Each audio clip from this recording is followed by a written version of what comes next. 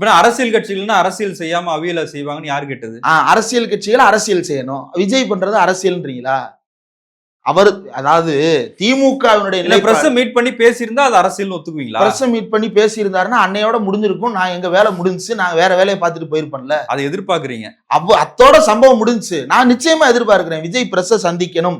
ஒரு சந்திப்பு நடந்தால் போதும், அவர் வண்டவாளம் தண்டவாளம் ஏறும்.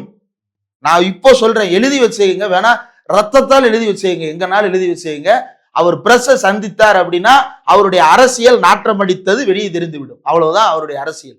அவருக்கு பேச தெரியாது. அவர் ஒரு இடத்துல அது முடிச்சிடுறேன். இந்த அரசியல் பேச தெரியணும்னு அவசியம் இல்லைங்க.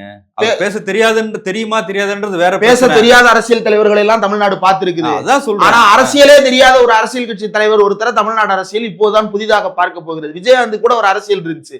அவரு கூட மக்கள்கிட்ட வந்து ஒரு பேசுவதற்கான ஒரு திராணி இருந்தது.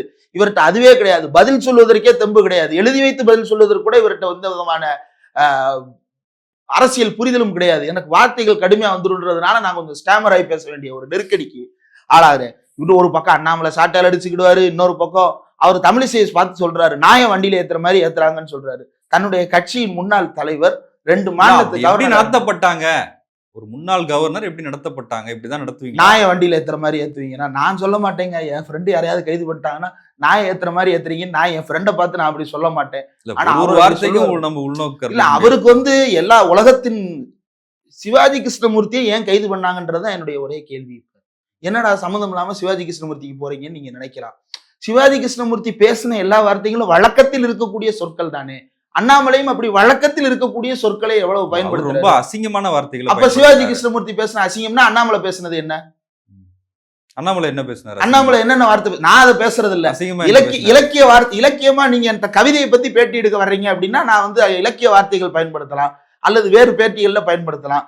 அரசியல் பேட்டியில வந்து அண்ணாமலையை போல அநாகரிகமான வார்த்தைகளை நான் பேசுறது, அவருக்கு பல்லு படாமன்றது வந்து வழக்கு சொல்லு, மயிருன்றது வழக்கு சொல்லு, போயா வாயா போடா வாடான்றது வழக்கு சொல்லு, இப்படி எல்லாமே வழக்கு சொல்ல. சிவாஜி கிருஷ்ணமூர்த்தி இதெல்லாம் தாண்டி பேசியிருக்காருங்க. என்ன எல்லாமே வழக்கத்துல இருக்கா இல்லையா? நீங்க அந்த வார்த்தை வழக்கத்துல இருக்குன்றதாக பேச முடியுமா? பேசுறாருல அண்ணாமலை, அவரை கேளுங்க. அப்ப அது என்னங்க, வழக்கத்துல இருக்கிற இந்த கெட்ட வார்த்தைகள் பேசலாம், இந்த கெட்ட வார்த்தைகள் பேசக்கூடாதுன்னு ஒரு அளவுகோல். ஆமா, ஒரு எல்லை இருக்குல்ல எல்லாத்துக்கும். இந்த வார்த்தைகள் வரைக்கும் பேசலாம், மயிருன்றதெல்லாம் மீடியால பேசலாம். மயிரெல்லாம் சீமானா அடிக்கடி பேசுறாரு. அவரு அரசியல்வாதி அப்படின்னு நீங்க ஒத்துக்கிறீங்க அப்படின்னா, அது அரசியல் பெஞ்சுமார்க்குன்னு சீமான வச்சுக்கிறீங்க அப்படின்னா நான் அந்த வார்த்தையை ஒத்துக்கிறேன், நாகரிகமான வார்த்தைன்னு.